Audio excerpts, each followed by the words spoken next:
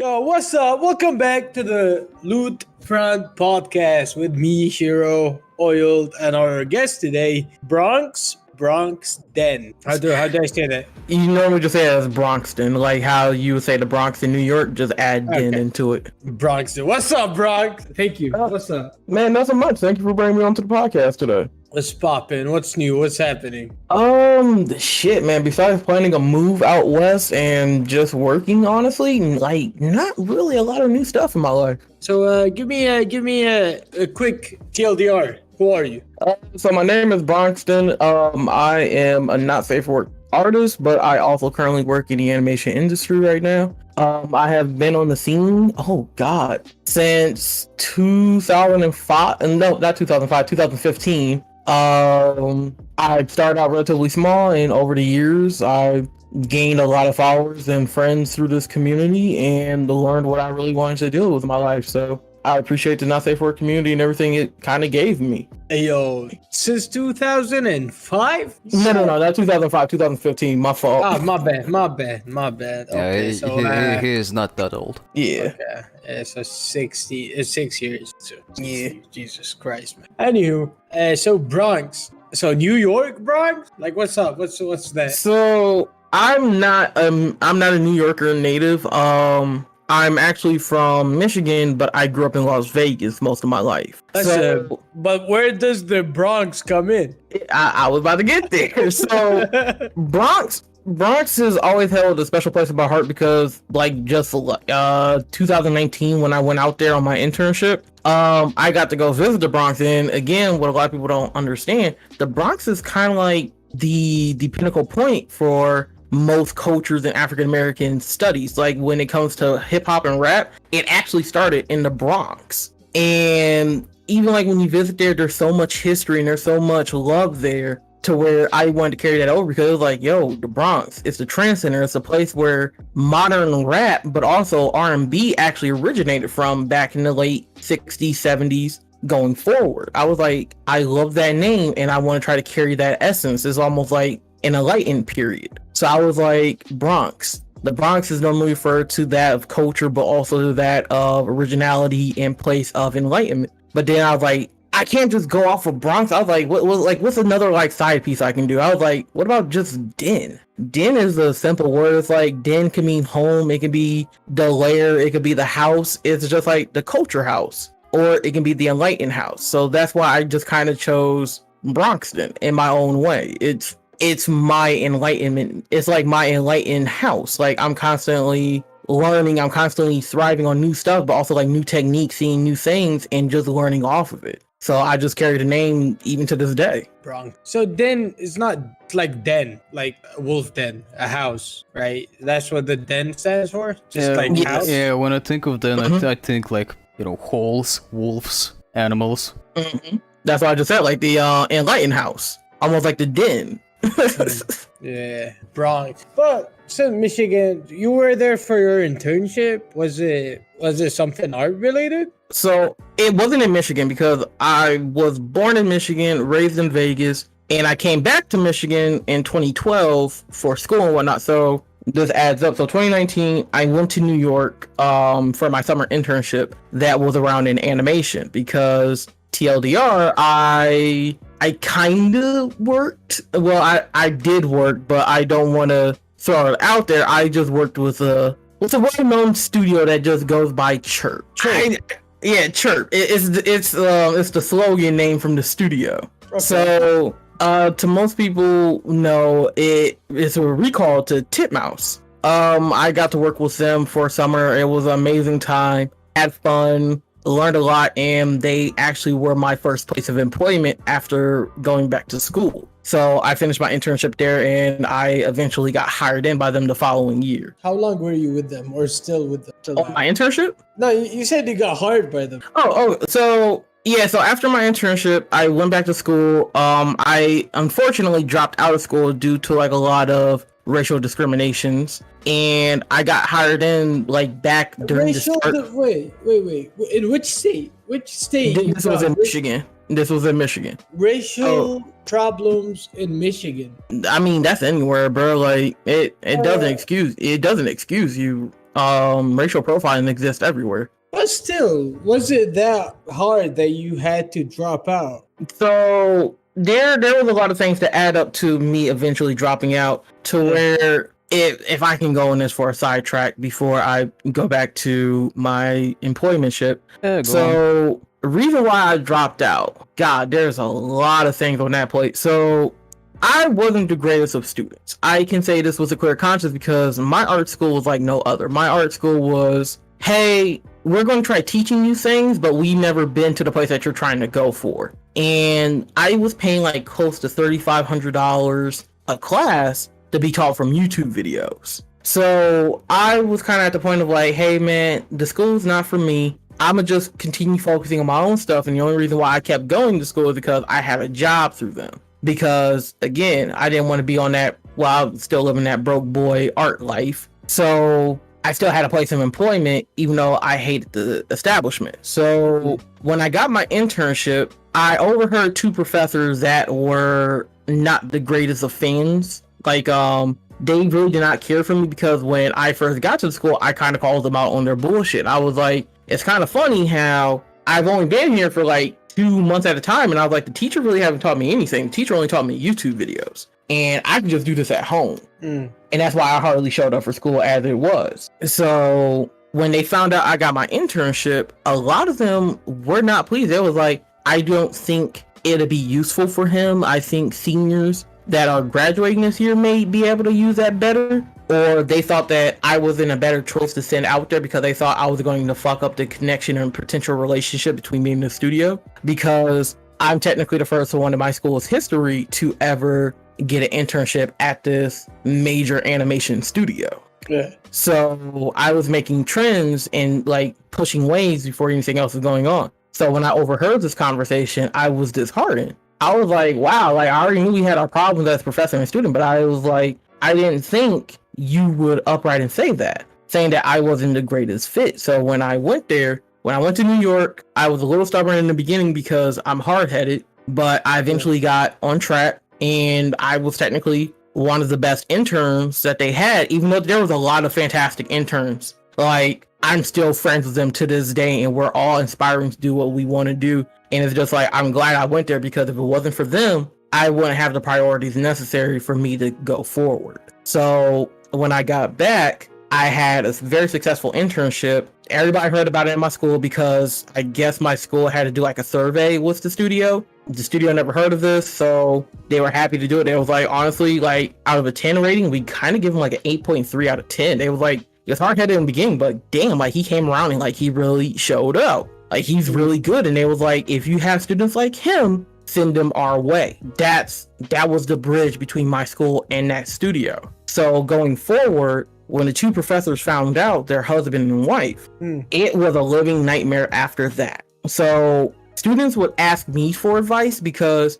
again, I just got back from a very successful internship, a job offer, multiple networking between New York, LA, and Vancouver. And they was like, hey man, like what are some things that I can do? These two did not like that because the students was coming to me. So they would try everything in their power to get me kicked out or removed from the program. And I actually have emails to where they were sending emails to the president of the school and the deans of the school saying like, hey, he's a disturbance in our program. He's a nuisance. We want to ask for his removal. We think he'd be a tarnished legacy to the program, and we just don't think he's a good fit all around. And every professor that got that email attachment was just looking at one another because they were in unison. They was like, the hell are you talking about? They was like, yeah, he may not be the greatest student GPA wise, but they was like, his street smarts and his own personal projects is what got him to the point. They was like, because again, they were asking questions that I was asking. I was like,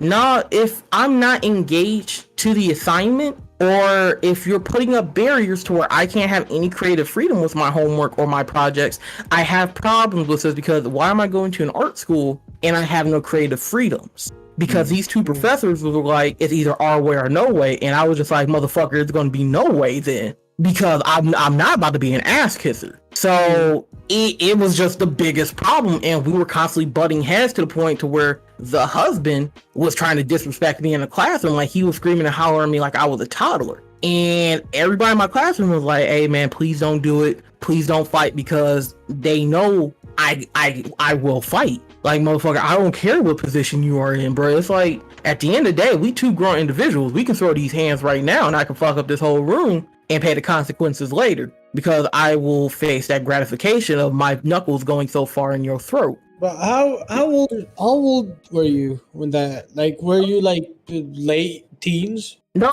So I started school. So I just recently turned 27. This happened when I was 25, 24 years old. Okay, that's fucked up. Yeah, 25. This was like when I was 25, because I turned 25 in New York. So I was coming back from, so when I came back going into 2020, because that's when I turned 26, So I was 25 at the time. Yeah. And just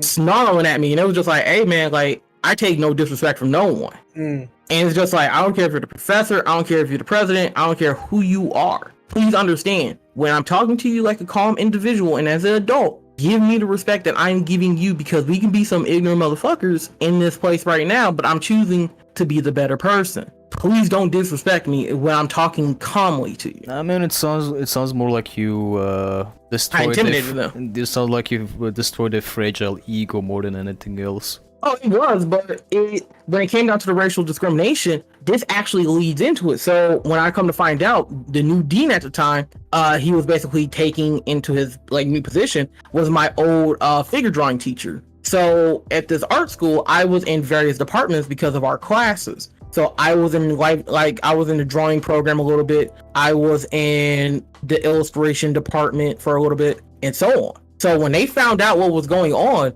and I was just like, hey, I want to leave this program and I want to go to a different one. Every graphic design, illustration, and drawing program at the time were lining up. They was like, yo, we would want you to be in our program. They was like, we heard about what's going on upstairs, and we just know who you are as an individual from just being in our classes. And they was like, you just bring something very unique to the table, and we want you. They was like, know you are loved and know that we will respect you. And I did. I was like, I'd say, fuck this program upstairs. I don't want to be involved with it anymore, and so on. So when me and the dean were talking about this, from the constant disrespect, he did some fishing around. Everybody in my school did not like these two professors, even the other professors, because come to find out, these two would bully the shit out of the other professors in administration to get their way. So what I found out was, I wasn't the only student that this ever happened to. There's 5-10-year litigation that just got covered up, to where when I was looking through the reports, because the dean was like, hey,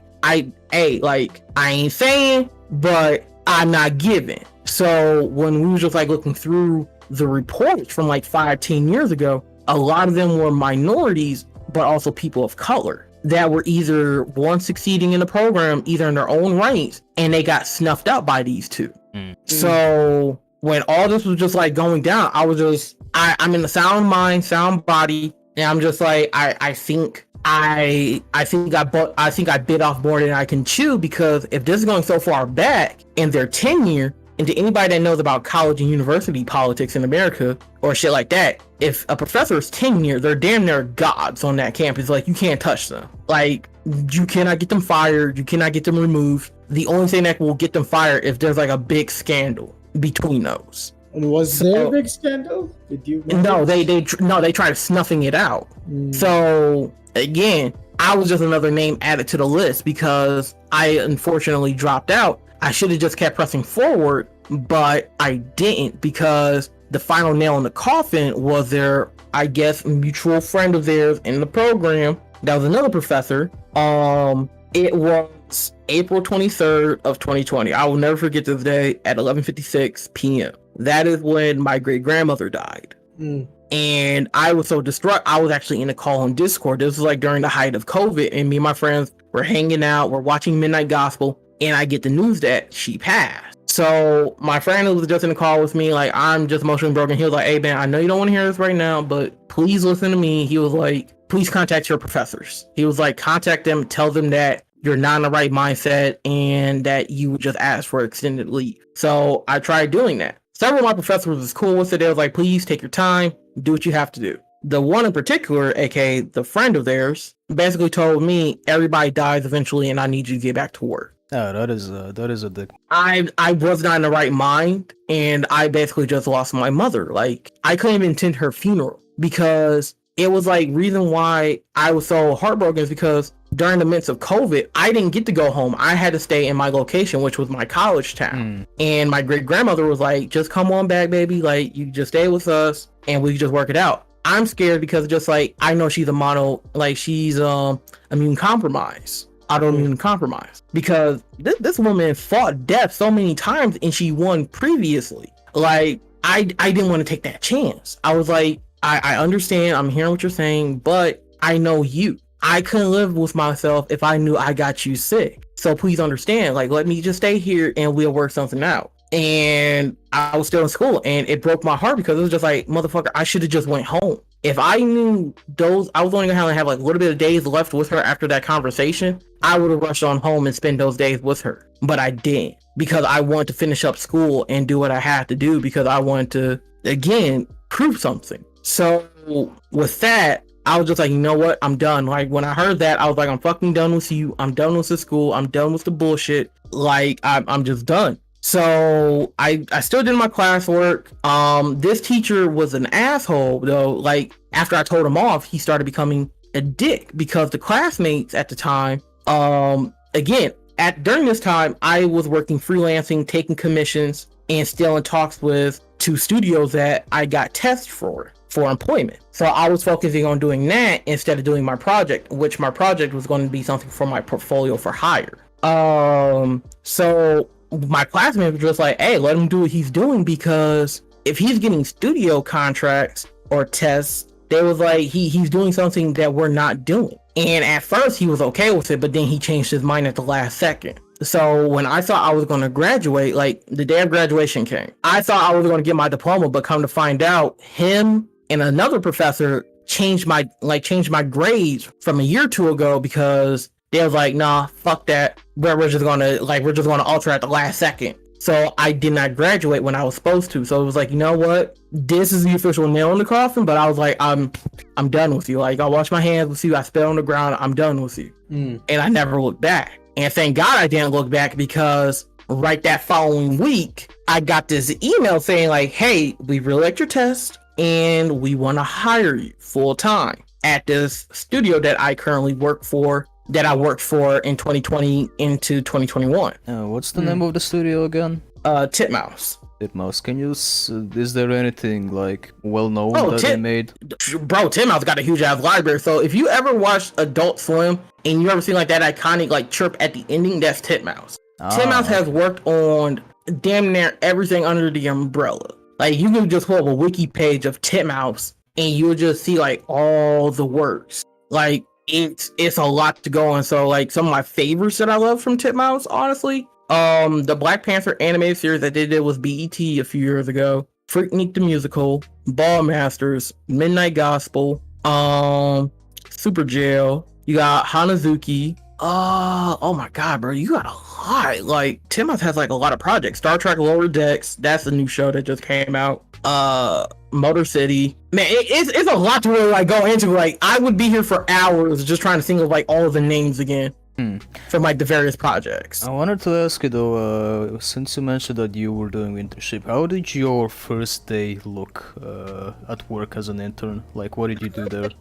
So my first day at Titmouse, I was a fucking guru when I first started, man. Like, I got there early as hell. I was just like the energetic kid, like the nerdy kid, like, like, I finally made it to the promised land. So I'm just taking pictures everywhere, just like, like Speed Racer, like, I'm in the studio. And I was like just going around, sitting down, talking to another intern at the time, and we're both excited, like we're geeking out, like, we're here. So we got there like at a busy time for Titmouse. Like, it was so busy, that studio was just cram-packed. And like my first day of work, they automatically was just like threw me into the deep end. So again, I came from a school that really taught me nothing. And now I'm at a studio that expects me to do something like I never knew, like I never like was taught. And I was fucking terrified. Like, first day of work, they was like, hey, we need to do some additional cleanup, also add some additional animations. Make sure you go inside the symbol, don't crash the symbol, make sure you do everything properly, talk to us when you're about to go to lunch, and blah, blah, blah, blah, blah, blah, blah. Studio politics. And it was fun. Like, it was a real challenge in the beginning. Like, it was so much of a challenge to where they didn't think I was going to, like, I was, like, really going to, like, be a good fit. But I started changing up because I was just like, nah, you know what? I'm here. I might as well just start learning more. So I started, like, picking the other intern brains. And I was just like, hey, man, like, how do you do this? Or, like, when we just started talking, I was just like, I'm scared, but I really want to do this. So when we went from there, they were just like teaching me everything that I need to know, making sure that everything, and yeah, just all around. Like, my first day of work was just like any other day of work. Like, I just got in there and yeah, just went from there. Okay, so now that we got this part over with, as it's the nature of the podcast, you do not safe work hard, right? Mm-hmm. How did you get into that? So, reason why I got into not safe work, I can remember at the time it was like around 2000. Oh God, man! Like, so so this goes back to my origins in Vegas. So this is like around 2006, 2007. I started middle school, and there was this kid at the time. You're talking to somebody that hardly grew up on the internet at the time, so I didn't know shit. All I knew was, like, if there was like a cartoon or anime that was on that was like really provocative, or like the fan service screenshots. Yeah, to anybody that knows about anime, yeah, the early mid 2000s was a lot of fan service anime at that time. So I went to school, and my friend at the time, he was just like, we were in science. I remember this vividly, and he was like, hey man, he was like, I know you be drawing all the time. I was like, yeah, I love art. And he was like, hey, you also want to see some naughty art? I was like, naughty art? I was like, you can do that? Uh-oh. He was like, yeah, man. He was like, I got some in my pocket right now. I was like, really? And he was like, yeah. He was like, here.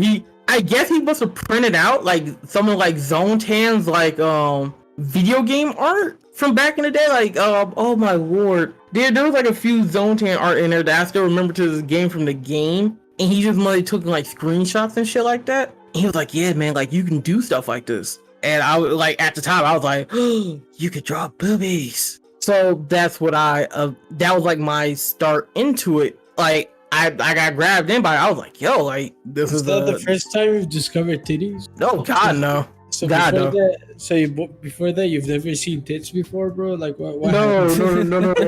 Like, what brought this? Like, what brought this? No. I never knew you could do it like with art, but it's just like, again, I grew up in Vegas, bro. Like, I grew up in Vegas, I grew up in Miami, so it's like I seen. Yeah, there's no way you haven't seen titties before. Yeah, I've seen it, and I've seen naked bodies, but it was like when it came to the artwork, I never seen before. Like I never seen it. So this is like my 6th grade year in middle school, and this is my first time ever seeing it. And I was just like, wow, like I just remembered, like I didn't join any forums because again, I had no internet at the time or shit like that. And I wouldn't revisit this idea until like 2013. That's when I kind of got on Tumblr at the time before they unfortunately killed themselves. Mm-hmm. How's this OnlyFans doing right now? Oh God. I was saying I was saying that whole shit show. Yeah, I've seen it, and I got a lot of friends that's on that site. It was just like, ooh, I hope you've been saving your money. Nah, starting what, October was it? October. Bro, they're either gonna start flipping burgers or start using their saved money, right? See, that's the thing though. Ain't nothing wrong using your saved money. Ain't nothing wrong going out and getting a job. Like, I'm gonna be real, because again, sex work is a job. It's just like how being an artist is a job. They're all rights in their own individual aspects. So I come to respect it because, again, me growing up in Vegas, I've like, even some of my friends are dominatrix and shit like that. So it's like, I understand that viability of work, and we have good communication between the art and sex work business. Especially if you're not safe work artist, technically you're on the borderline of those two. Yeah. No. So right, I'm not gonna compare someone No. I'm not body. saying that. I'm not saying that an Mm, artist is yeah. a sex worker. But again, you do provide content. Like that's what I'm saying. Like you're in a marginal line between two. And actual some companies, You're on the spectrum. yeah, like you're in that spectrum realm. I'm not saying that you're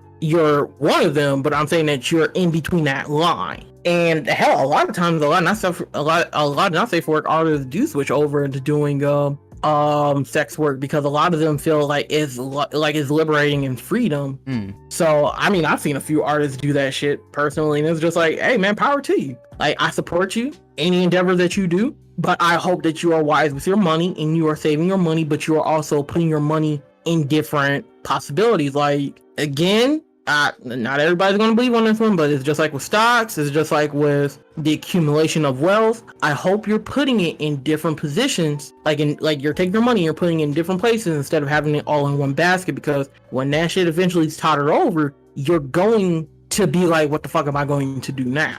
And I hate for anybody to be like, what the hell am I going to do? Like, what the hell am I going to do? I can't survive. And it's just like, no. You can, but now we gotta start looking at your savings, your funds, and shit like that. Like, what are you constantly doing? I mean, I'm all fine with like OnlyFans and sex work and everything, but the thing that bothers me the most about it is when people make their whole personality about that, right? But that applies to everyone, Oil. That still applies to everyone. Not really. I'm in, for example, NPC Zoe at her on the pod. Like, she doesn't make her whole fucking personality around having OnlyFans, right? She has other things going for herself. But like I said, met way too many fucking people that, what do you do? I post my nudes on OnlyFans. Okay, anything else? No. It's not what I meant, Oil. What I meant is, right? Yeah, I could say that about you as well. Like, is your whole personality based around being a porn artist? No, but that's what I'm saying. A lot of people make their personality around having an OnlyFans and such. Yeah, that applies to anything. That applies to literally anything anyone does. So I don't think you can just say that about OnlyFans. But the thing with OnlyFans is, I believe what OnlyFans is, which might piss some people off. I think it's rock bottom, right? That's what I think. That's my opinion on it. That's my take. Some might disagree. Some might agree. I don't care. I think OnlyFans is rock bottom. Or you have a decent body and you want to scam some fucking kids and get money, right? When I say kids, legally I have to say that's I was about to say, like, what kind of kids are we talking about? Because I was like, to any kid that's parents' credit cards and going online, I'm saying 18 and above, right? I mean, I wouldn't say it's rock fucking bottom, right? Because there are a lot of fucking creators that made fucking millions. What's the name of the chick that was an actor and made an OnlyFans? That worked in Nickelodeon and made like 5 million in a month or something, some shit like that. I know who you're talking about. I keep forgetting who you're talking about. Like that shit is fucking crazy, right? The one that was with Zendaya. Yeah. But I mean, it's also that is not for rock fucking bottom. That is as high as you can get. I'm not saying money-wise, just morally, right? I don't know, man. I guess it's just not for me. I don't enjoy it's that content. It's your preference, yeah. Yeah, it's your preference. Content, or I'm not gonna judge you. I'm not gonna look, man. Like, to anybody that's out here trying to judge, this is my 2 cents on this whole like stigma. So I'm not the one to find myself to judge anybody, because again, I'm not saying I'm better than anybody, because again, who has not sinned cast the first stone. I've sinned in my life, so it's just like, I'm not right to judge anyone, but it's also in the same sense, it's like, but I've also know what it feels like to be judged. Not on that merit, but I know what it means to be judged into the eye of the people. And it's just like, motherfucker, as long as you ain't doing anything that's destroying your community or you're hurting people, it's like, I will support whatever you are doing. If you are doing something that you feel is right, then hey, I'm not one to deem you being wrong. So again, if it's like, if you feel empowered, or if you feel as though like making this is, again, because I see it as a form of art, as it should be, because the body is like a canvas of its own. It was just like, you can do whatever you want. Whatever you want, I support you on that. Because again, you're not out here hurting people, and again, you're not out here destroying this community for somebody that grew up in something that was in the end, as long as you're making money And you're not shoving your OnlyFans in my face. I don't care. Motherfucker, make that bread. Like, nigga, I ain't gonna never stop anybody from saying, like, that would be wrong on me to be like, bro, don't go out there and get that bag. Nah, if it is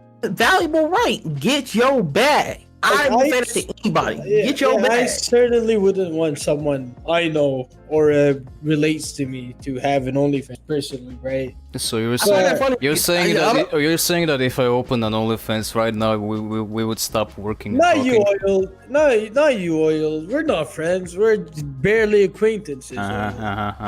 Yeah. You brought this upon yourself, Oil. You should not have opened that. If you make an OnlyFans, first of all, you're not gonna be popular, right? You don't know massive titties. What are people gonna look at? Your stupid mohawk? Well, true. Can't argue with that. Anyway, what the fuck? Oh yeah, your what were we talking about? Your not safe for work experience and how you get into it, right? So when it comes to that, again, like, was not safe for work.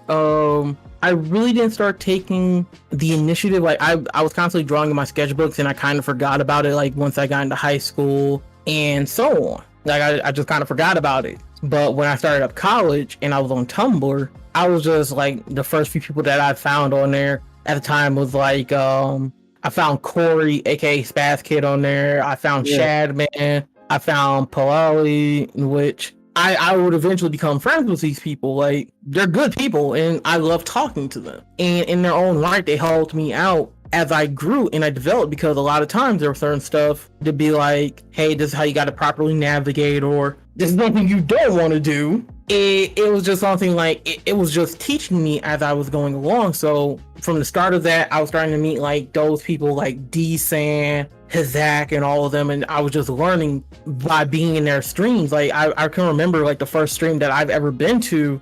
This is when I went by Black Phantom Bro at the time, before I went with Bronxden. Don't ask me why I called myself Black Phantom Bro. I just thought it was fucking cool as hell back then. So I can remember joining like Shad's stream, and then I quickly joined over to D-Sans. And I'm just like watching them draw and watching them work, and I was like, yo, like, this is really amazing. Like, you can do stuff like this. Again, I wasn't like really processed to it because I didn't grow up on the internet.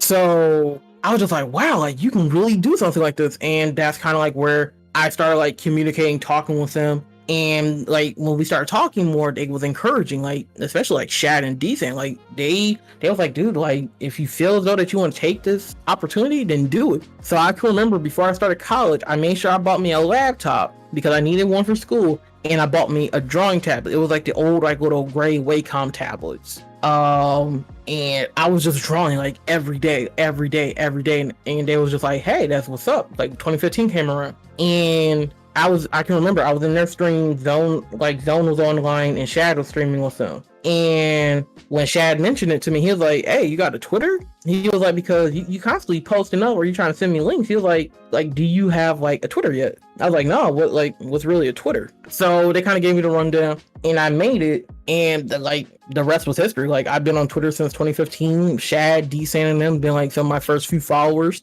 Again, like, they were really supportive. And I just, like, some of the shit that I find funny to this day is when people be like, oh, Bronxden only hangs out like with the cool kids, or he's just only one to hang around like with talent, like with people that have numbers. It's like, it's never been like that. It's because I've talked to them not as a desire to get something, but as a desire to learn. And when people normally say that, it's just like, bro, if you go look back at my Twitter, like when I made it, it's like, who, like, you can see who first followed me. It was Shad, D-San, Stiffy Doodles, and all of them. They were like my first 10 followers when I started out small, and the rest was just history. It was just grow, because I constantly kept learning and improving. And I think even why to this day, even like with me working industry now, Not Safe for Work will always still have a special place in my heart, because it was like, if I did not take that leap of faith, I don't think I would be where I'm at right now, because when I was learning, I didn't do any of the learning material of stuff that I enjoy. So I appreciate the hell out of this community, and I appreciate the people that I first met even though that a lot of people think that they're problematic or there's drama behind closed doors, like a lot of shit that you don't know behind closed doors will never be revealed because they don't like talking about it. But it's just like, damn, I could tell you, like, these are like some of the sweetest people I've ever met in my life. Now, don't get me wrong, we do have our occasional gripes, or we might have our occasional disagreements, but that's like with all friends. And again, there's like certain shit in the not safe for work community that I'm not cool with, that I am vocally advocate for. So it's just like we know what we do and we know what we create, but now we gotta start navigating the proper channel. What do you advocate against? Like, so when it comes to not safe for work, I encourage everybody to draw whatever the hell they want. I don't care, because again, it's just like, again, I cannot tell you what's right and what's wrong. That's on to you. I'm not the one who raised you. I'm not your mama nor your daddy. So I can't tell you what's right and what's wrong.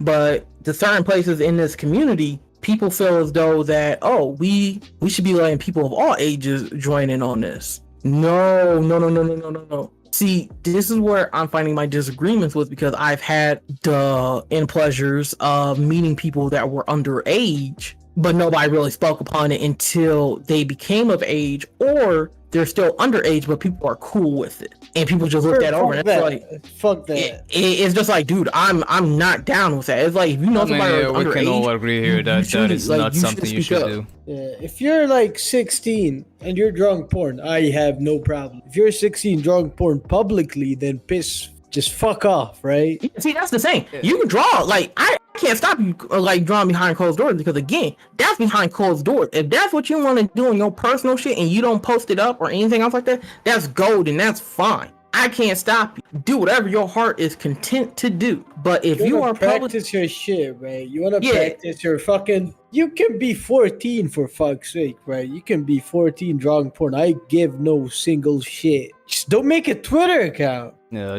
don't make a Twitter. Don't take up commissions. Don't be on fucking 4chan about it, because that is somebody I have known to have done this when they were that age, and I didn't find out until later on. Until they told me. It was just like, if I knew any of this, you would not be in my place of, like, you would not be in my server right now. Like, if I knew any of this back then, I would have booted you the hell out. A lot of artists, current big scale artists, started when they were underage. No one knew they were underage, and they did commissions. I'm not gonna say who, where, and how. I already know most of them. Like, you don't even have to tell me who, but I know majority of them. A lot of them were underage, did commissions, but the key point here is no one knew their age. Yeah, they were not fucking public about it, like it's a accomplishment. Like, don't be 15 with a Twitter account that has 15, they, them, old cops are bad, I draw porn. Like, piss off, right? Just right off, just get off my fucking feed. Well, I don't even have a Twitter account, but you know what I mean.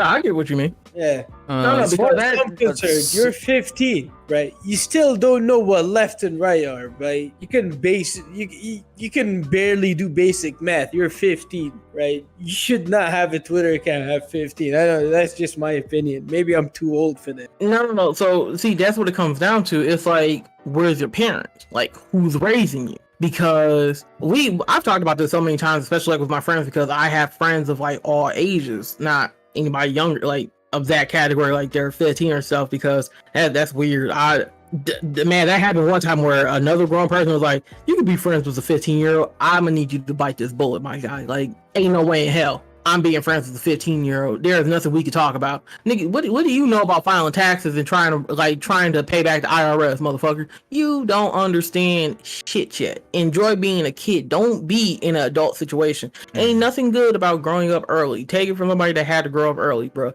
It's for the fucking birds. Don't do it. Stay in your lane. I don't think there's a direct problem with being friends. Let's say you're 27, right? I'd say you can be friends with someone who's 17, no problem. But at the same time, boundaries. There are a lot of things you cannot say at that moment. Yeah. Right? Like, you will be so restricted. You cannot have basic conversations, most of them. Like, don't get me wrong. Like, I could be friendly, but it's just like, I cannot be like, yo, I'm gonna call my boy, like, yo, how old is he? Like, he's 17. No, I can't do that. Like if I see you out in public or something, I'll be like, oh, what's up, man? Like, how's it going? Like, hope everything's well. And I just keep it pushing because again, I gotta set those boundaries because it's just like again, you're still a child. I'm trying to say like again, it's not me being Captain Save-A-Ho, but it's like again, it's you're talking to somebody that grew up in a lot of weird situations, especially growing up in Miami and in Vegas.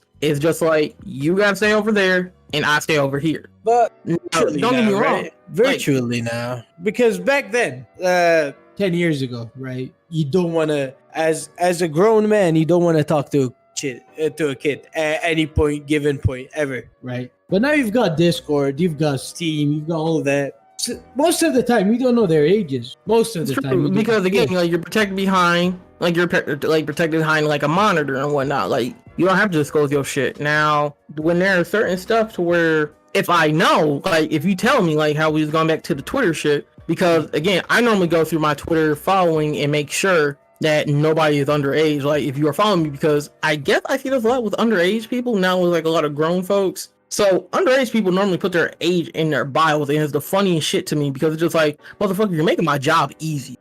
Like you're making yourself a target. You're making yourself a target. Like one in particular, like there's been like a few instances because I had underage people try to commission me before, especially a 12-year-old one time, but he had broken English, and I didn't know this yet until I was like, oh, like he's speaking Spanish. So I was like, oh man, like I don't really speak that type of Spanish, but I understand a little bit because I took Spanish classes and shit like that. So I was trying to navigate it. And just going forward, I was like, hey, I go to the account and it's like 12 years old. I was like, please tell me you're not 12 years old. And he was like, yeah, I'm 12, but it's okay in my country. I was like, instant ban, bro. Like you cannot get a commission from me. Like he was like, why? Like, no, you're 12. You're literally you don't come into my Twitter account as a 12-year-old and commission me for porn, right?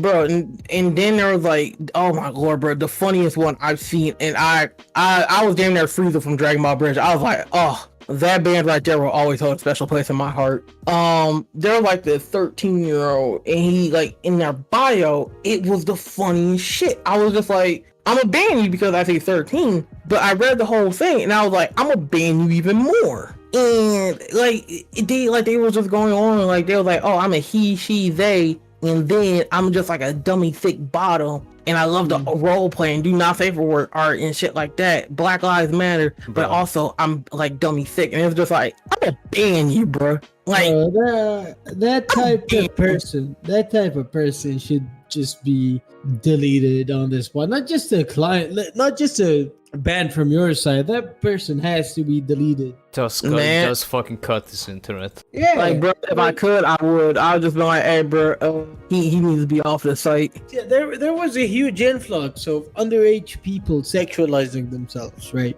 Especially after Tumblr, there were like a lot of us. We started pointing that out. It was like the end of 2018, beginning of 2019. Like that's when Tumblr took the crap basket, and we were just watching it. And there was like a whole influx of like new people like coming onto the site, and it was just like we had to make sure everybody was all right, everybody was protected, because it was like a lot of these people was like, yo man, like I'm here, I'm there, I'm 14. It's like I can give shits about everything else, but you was like, you're 14, you're trying to follow an adult page, bro. Please leave. No, but they just show up in a profile, in a user, in their account. They're like, I'm 14, I'm dummy thick, or whatever. What the fuck, right? Just like, what the fuck, man? Like, piss off. Please leave my vicinity, right? Why are you 14 saying that? Why you not out there playing with some marbles or some shit? Go play Minecraft. I don't know, bro. These kids don't got marbles anymore, so they're trying to play with different kind of marbles lately, bro. It's fucked up. It is fucked up.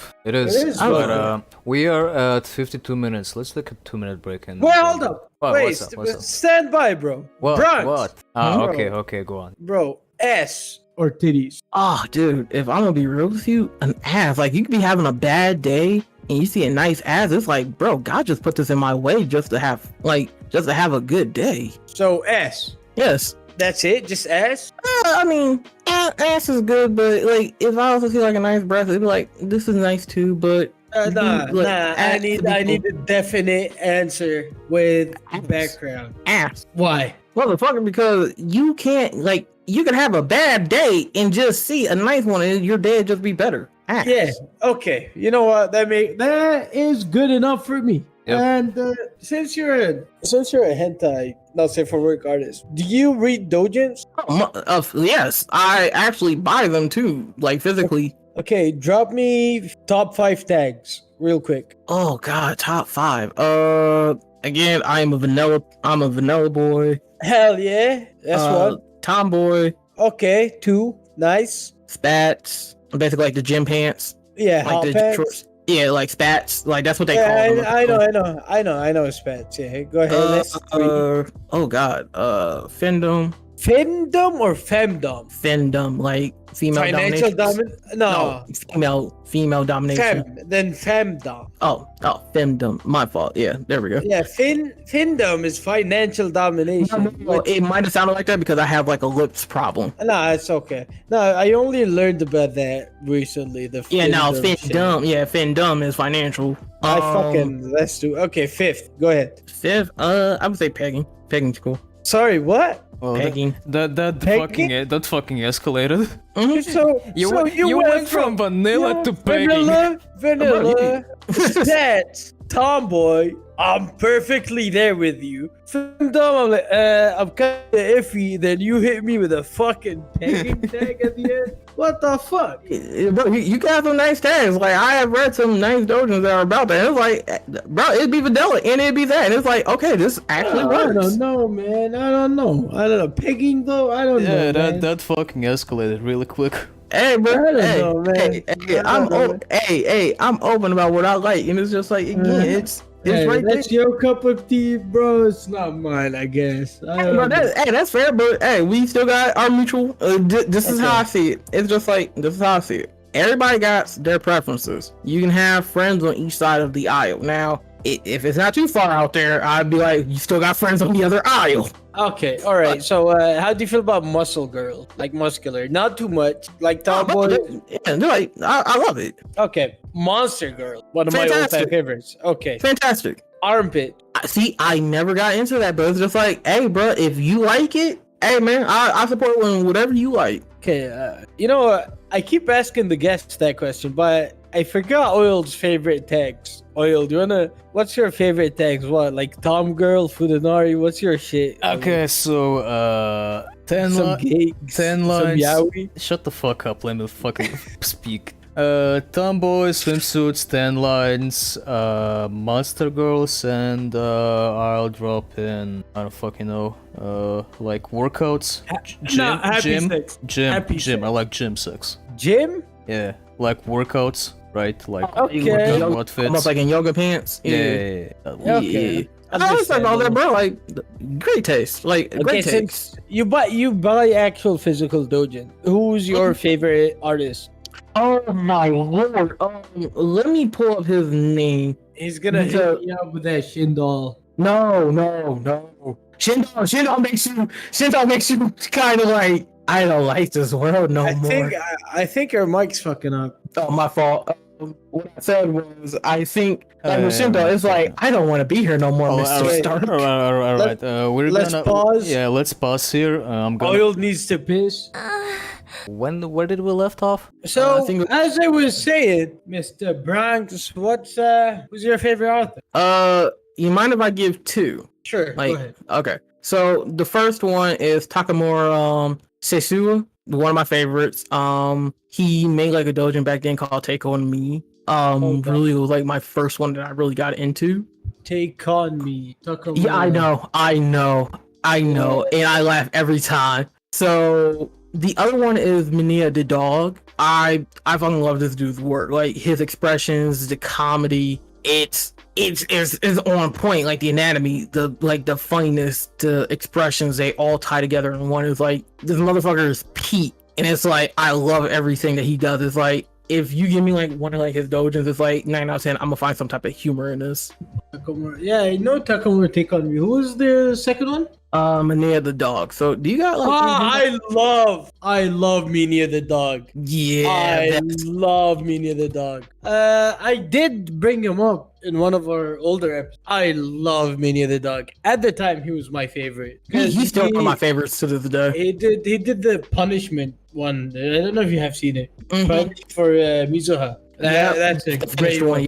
I got That's a that. great one. You got the physical yeah. copy? That's nice. Mhm. That's really There's like this Japanese site that I go through that I normally like buy my art books from or stuff like that because they allow me to get like Japanese animator books or things like that from Japan, but also like the occasional doujin and stuff. It's like I really like this artist and I want to get into physical language, so I will do that. So yeah, man, his stuff on peak, fucking love it. Like it's damn near like the Apache. If they're not like the Pacha meme, like it's just right. And they're funny too. They're not just, Meanie the dog is not just fuck and that's it. They're funny too. Yeah, that's what I was saying earlier. Like, man, there's like a lot of comedy in those, and it's like I love them. Oh man. I wanted to ask you, since you work in the animation industry and also not safe for work, do your colleagues know that you do that? So I would have to say yes and no. So I'm currently at a new studio right now, and I really don't want to say that one because I would keep that one very, very secretive. So with Titmouse is funny as hell. Titmouse is like all genre, like they're all ages. It was like to the point where I can remember this painting vividly. Like when you walk into the office, there's like this mid 18th 17th century like French girl posed up like nude Daisy Duck in the office, and it was just like right across from my workstation. It was like I can remember my first day. I looked over and I see that, and I'm like, wow, okay, like that's a thing. I was like, good for you. And so some of my colleagues, yes, they do know about it. And funny enough, like when they followed me, they was like, are you this person? And it's like, yeah, that's me. And they're like, holy shit, I love your work on this account. Like, I've been following you for a long time. I didn't know you were him. I was like, yes, I'm very secretive about it. But if you found it, you found it. Welcome to the Cool Kids Club. You found my secret porn stash. Welcome, traveler. And Basically, it's like, look, there's more. But see, that's the thing. It's just like, I do content that's, again, is not really on the questionable lines. It's just like, he does pinup. It's like, oh, that's perfectly fine. Like, I don't do anything that's like too in the dark deep end. You know what I mean? I mean, it never was dark in the deep end in your case. Not as far as I know. No, never in my case. Like, I've never done any type of content like that, and nothing that was ever very questionable. Like, it's to the point to where I've had directors follow my account. Like, I've actually had job offers from that account because they also knew it was my industry work. But they was like, yo, I can remember this one, and this shit had me laugh the most. So my old former animation director, after my summer internship, I found out that he had a Twitter. I was like, oh man, I didn't have my safe for work Twitter at the time, so I followed him on my not safe for work one, and he followed me back. I was like, oh, does he know who I am? And he just messaged me. He was like, are you the intern we just had? Like, he was like, I can remember like your art, but he was like, are you the one that we just had? Because he was like, I can remember like I was a little hectic at that time, and I kind of like moved out to LA. Like, he was like very like in a hectic life of his because he was getting off one project to become like a supervising director on another. So when we were talking about it, he was just like, wait, you're the intern, right? I was like, yeah, that's me. And he just like go through like my not safe for work account. He was like, motherfucker, why didn't you bring this energy with you when you was working on this project? I was like, was that possible? And he was like, yeah. He was like, you did great work, but he was like, dude, this is better work. He was like, why didn't you bring that energy there? And I was like, I didn't know I can do that. He was like, yeah, you could have. He was like, don't be afraid of what you do. He was like, just try to find a common ground. I was like, you know what? I would take that in mind going forward into the future. And that's what I do now. I'm gonna ask you one more question that's on my mind, then we're gonna start wrapping up. Since it's the nature of the pod that we, especially me, have to be in contact with a lot of people from the community, right? So to set up recording and shit like that, but I had quite a few unpleasant experiences when it comes to big artists. Do you think that with big numbers also comes a big ego? Yes. You are too small for me to even talk to you, and that kind of mentality.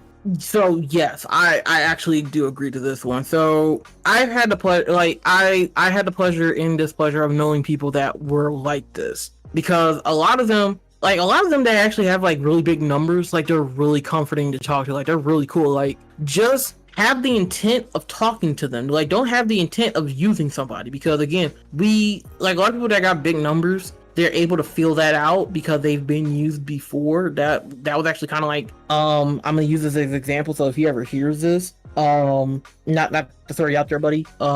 So it actually was a friendship in the making over years. Like, do you maybe want us to censor his name in that part, or are we gonna leave it in? I mean, you can censor that part. I would appreciate that. Okay, cool. So when me and him was talking about this, like, he was just like, yo, man, he was like, I should apologize to you. It was like, out of the blue, he was like, hey, man, I just feel as though I should apologize. And again, I'm kind of stupefied. I was like, apologize for what? I was like, did you do or say something to me? And he was like, no. He was like, he was like, dude, he was like, I just felt as though that you was just using me. And he was like, just trying to get to know me to use me. He was like, that's not you. He was like, I just started, like, when we started talking more and just started socializing more, he was like, I just started to get to know you better. He was like, dude, he was like, you're not that type of person. He was like, I've been used before. And he was like, I thought you were going to be the next person to do it. And he was like, no, you was just very genuine. He was like, you were always interested. Like, you always checking up on us, make sure that we're doing all right and stuff like that. And he was like, I appreciate that the most. He was like, because not a lot of people go out their way and do that. So I've actually had my fair share of people actually assuming that about me. And it's just like, it's never about that. I don't care what numbers you have. I care about you as a person. Like, are you all right? Because at the end of the day, motherfucker, I could walk away from Twitter and not really care. Like, I'm gonna be real with you. It's like, I don't thrive to be an internet artist. Maybe before I did, but now it's just like, it's to the point to where it's just, I don't see myself as an internet, because I know it can either be of two ways. Like, it can either be a good venture or it could be a bad venture. And a lot of times it's bad takes. And it's just like, I would rather invest my time into something else, or my time into something that could be like more for my future and my career. Because if you talk to like a lot of internet artists, they tell you like they have no plans. And that shit terrifies. So going back to the number games, I normally, like, when I talk to people and they're like normally worrying about their numbers or shit like that, it's just like, why? Why is that a thing? Like, why? And this actually happened before with another artist in the community. I don't think you know this person, but if you can censor this name out too, I'm gonna just say this. So if you can censor this name, I would very much appreciative. Yeah, I'd be very appreciative. So the name is, if you know who I'm talking about. Okay. Yeah. So a while, like, this is like 2 years ago.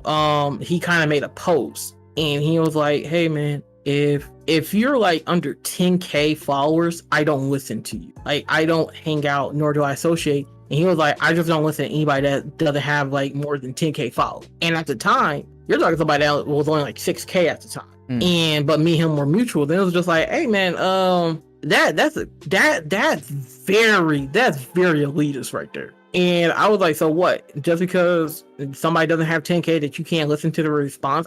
Because again, critique is all around. It's like, you can always get bad critique or bad criticism, but it's like how you take it. And again, it's just like, if somebody's giving you a critique and it's actually viable, but they didn't have the right numbers, I was like, so you chose not to listen to them? That's fucked up, man. And a lot of people encourage that behavior. It's like, no, that's very toxic. And it's just like, that's a bad reflection on everybody, because it's just like, yo, some people think you are the face, or you are like the point of this whole thing. Like, yeah, you're just one person, but a lot of times people might contribute that to other artists, and that's not cool all around. Like, I'm not cool with anybody really like that are big names or stuff like that.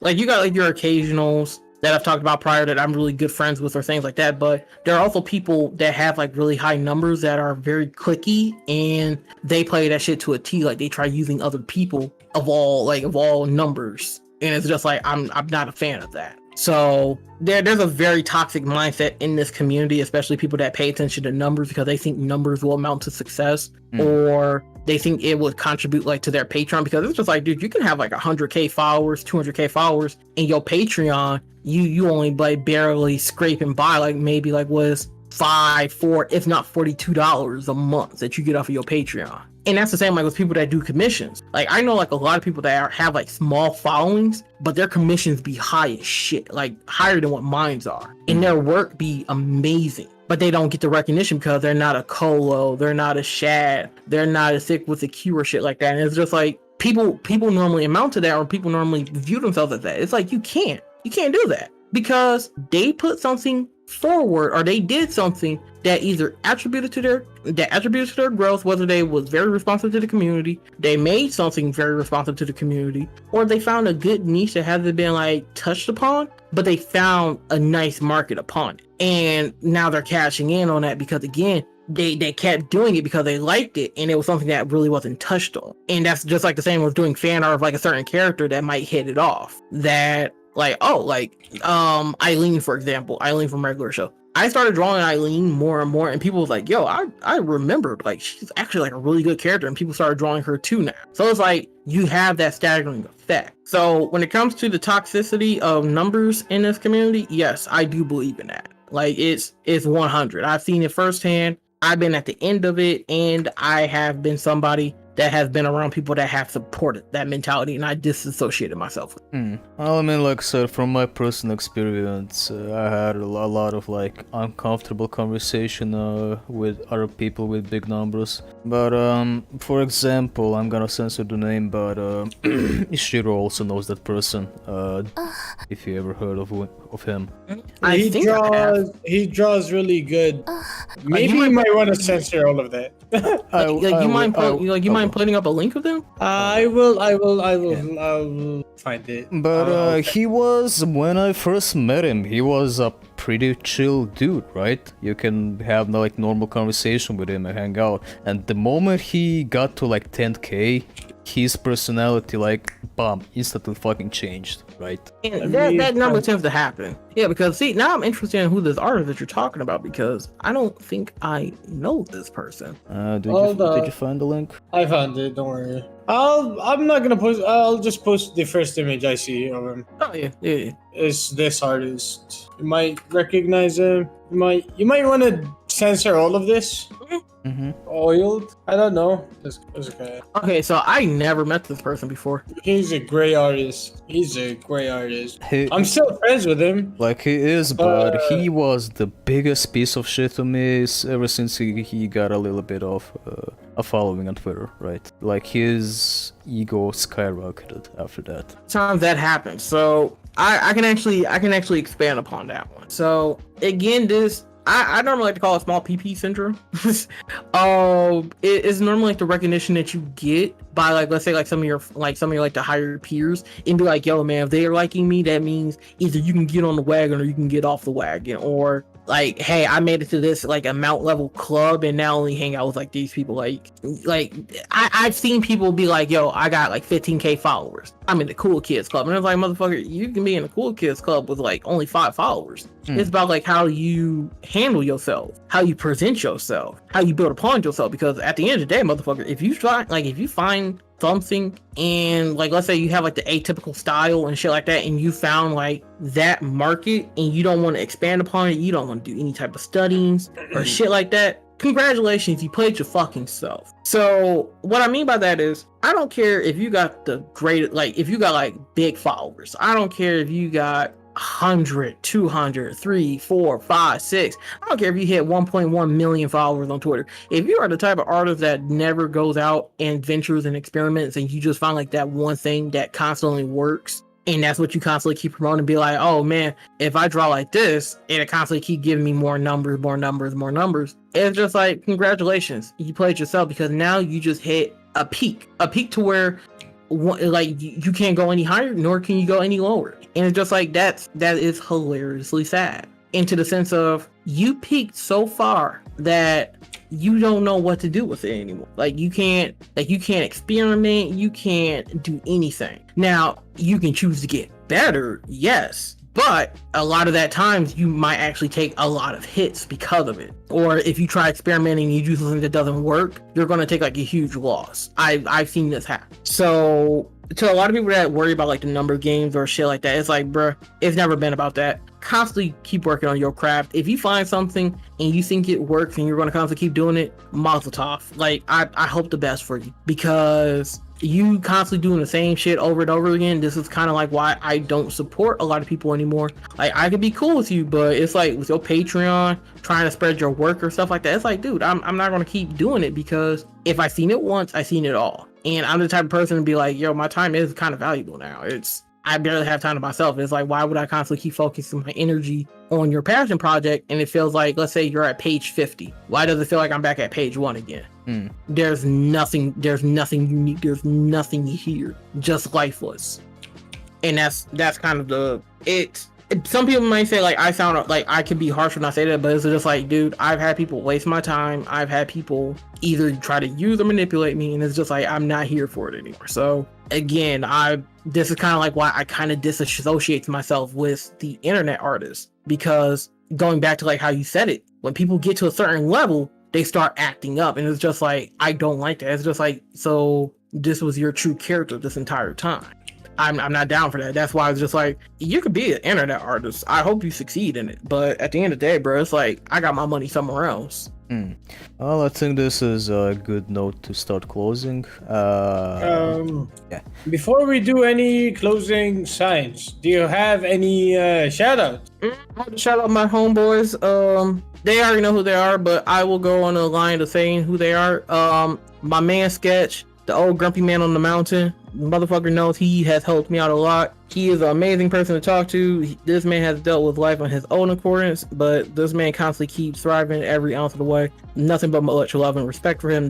The same with Enby. Enby, you already know who you are. That's my nigga. That's my ninja. Whatever you want to say, bro. I got his back. He got my back, and I'm never gonna stop supporting him. The same with Blue Breed. I always love this dude. He may be controversial, but I know he's a good guy. Like the man has a heart. Just willing to talk to. D-Sam, Shad, Bass. I appreciate you guys when I first started, because you guys helped me out a lot on my path, and still to this day. And I appreciate the hell of you. The same with Polly.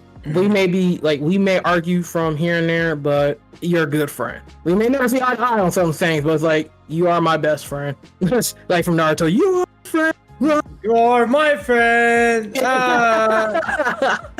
So it's like you are my friend, but to anybody else, it's just like Tabs, the mad animating penguin himself. The fucking love that man. But there's so much to name, so I'm gonna just keep this short. So anybody that I associate with in my server, because like we all come from like different backgrounds. So shout out to the round table. To anybody in there, I constantly love seeing your guys' work. You're always impressing me every day, even when I'm working. Whenever I look into my server and I'm seeing like artists just posting up like their process, and they're constantly just developing, hanging out, talking, improving off of one another. It's like, man, I'm just loving it every day. So it always inspires me. The same like with Aiga and Cable. Aiga, you already know who he is, the African sun himself, not as in the sun, but like almost like Simba, little Aiga. And Cable, I just much love, much respect to everybody that I associate with in that server and who I named off. Nothing but love and respect. All right, Shiro, start closing. Go. Hey, thank you for coming, Bronx. Oh, the pleasure to be here. It's been really good. Another kind of lengthy episode, which is great. Nah, this is great. Fucking shout out to all the people he did actually shout out. Shout out to my man Meanie the dog. Hell yeah. Shout out to well, not Oil. Can I fuck Nah, you? Oil. I appreciate Oil. I like you. We had some good talks. I like you, man. Yeah, I don't say like fuck, Oil. Say fuck Shiro. Okay. All right. All right. Let's say ciao. See you later. Yeah. Bye bye. See you next episode with Blank. Yeah. All right. Bye bye. Bye. Is bye. there an artist called Blank? No, we're done. Okay. We're Bye. done. Bye. Bye. Bye. Bye.